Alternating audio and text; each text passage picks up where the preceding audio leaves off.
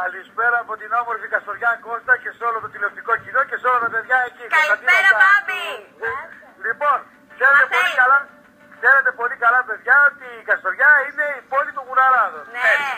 Έτσι ακριβώς. Και η Κωνσταντίνα το έχει ζήσει από κοντά που έκανε και τις φωτογραφίες που βλέπετε και στο βίντεο. Ναι. Αλλά για περισσότερα πράγματα για τον κλάδο της γουνοποιίας και για όλα αυτά έχω τη χαρά και την τιμή εδώ κύριε Κώστα. Ναι, να κύριε έχουμε Κώστα. τον κύριο Νίκο Παναγιωτίδη που είναι και ο αντιπρόεδρος του Εκθετηρίου Γούνας Καστοριάς. Καλησπέρα. Καλησπέρα, σας δίνω και το λόγο στον κύριο Νίκο να πείτε ένα γεια, πάρτε και το τηλέφωνο για να συζητήσουμε. Έτσι, μπράβο, ζωντανή σύνδεση, ζωντανά όλα αυτά στην Καστοριά. Καλησπέρα κύριε Παναγιωτίδη, τι κάνετε? Καλά, καλά, εσείς. Καλή χρονιά να έχετε. Καλή χρονιά, καταρχήν με 4 βαθμούς είστε έξω στην Καστοριά. Ναι, είμαστε συνηθισμένοι όμως. 4 βαθμούς τέτοια ώρα. Σε μια πανέμορφη πόλη που πλέον από τη Θεσσαλονίκη είναι μια μισή ώρα με την Εγνατία εδώ. Κύριε Παναγιωτίδη, για πείτε μου λίγα πράγματα για την Γούνα, γιατί εδώ και πάρα πολλά χρόνια η Καστοριά και η ευρύτερη περιοχή ζει από την Γούνα. Ακριβώς όπως το είπατε, είναι συνυφασμένη η πόλη της Καστοριάς με το κλάδο της γουνοποιίας. Οι Καστοριανοί εδώ είναι εξαιρετικοί στο να παράγουν παλτά και εκτός αυτού έχει ανέβει και πάρα πολύ ο τουρισμός μας λόγω της γούνας που εξάγουμε, που έρχεται κόσμος από την Ρωσία, καθώς επίσης και από την Ελλάδα βέβαια, αλλά περισσότερο από τη Ρωσία και από τα Βαλκάνια. Πόσοι γουνέμποροι είναι στην Καστοριά?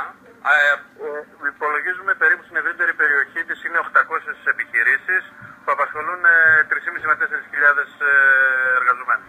Και τα τελευταία χρόνια παρατηρείται αύξηση στις πωλήσεις ή μείωση? Όχι, παρατηρείται και αύξηση στις πωλήσεις και αύξηση στις εξαγωγές. Ήταν καλές οι χρονιές που περάσαμε, ελπίζω να συνεχιστεί. Βεβαίως ξέρετε ότι πέρα από το μια γυναίκα μπορεί να φορέσει μια γούνα, είναι και ανάγκη για κάποιες άλλες γυναίκες που βλέπε Ρωσία, βλέπε τις χώρες που έρχονται από εκεί, γιατί έχει πάρα πολύ κρύο. Η Νέσα ξέρει, από κρύο εκεί στη Ρωσία η Νέσα πολύ, Είδατε και φέτος ότι στην Αμερική έφτασε και -50. Αντιλαμβάνεστε ότι είναι είδος ανάγκης. Λοιπόν κύριε Παναγιώτη, θα έχουν δυνατότητα να μιλήσουμε, να πούμε κι άλλα για την Καστοριά, αλλά ξέρω ότι θέλετε να δώσετε ένα δωράκι στα κορίτσια που παρακολουθούν την εκπομπή. Δεν ξέρω τώρα τι και πώς, κάτι που να έχει σχέση με την Καστοριά. Τι είναι αυτό? Θα είναι ένα γυλαίκο, ναι, γούνινο, που θα είναι δώρο από εμάς για τα παιδιά εκεί στην εκπομπή. Θα δούμε ένα βίντεο και θα κάνω εγώ το διαγωνισμό μετά. Κύριε Παναγιωτίδη, σας ευχαριστούμε. Όχι για τους τηλεθεατές της εκπομπής. Εντάξει, για εσάς. Κύριε Παναγιωτίδη, σας ευχαριστούμε πάρα πολύ. Εγώ σας ευχαριστώ, να είστε καλά. Και τον Πάπη μας εκεί να τον προσέχετε, τον είδα ότι αδυνάτησε λίγο. Είναι μια χαρά ο Πάπης, είναι πέδαλο. Λοιπόν, να είστε καλά, γεια σας, γεια σας. Πού να είμαι? Μια κούνα κινητής, ρε Πάπη. Φιλάκια. Φιλιά πολλά, γεια σας.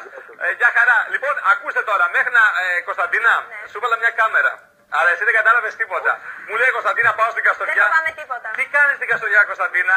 Ακούστε τώρα, η Ρουφιάνα η κάμερα τι έβγαλε. Πάμε. Ναι.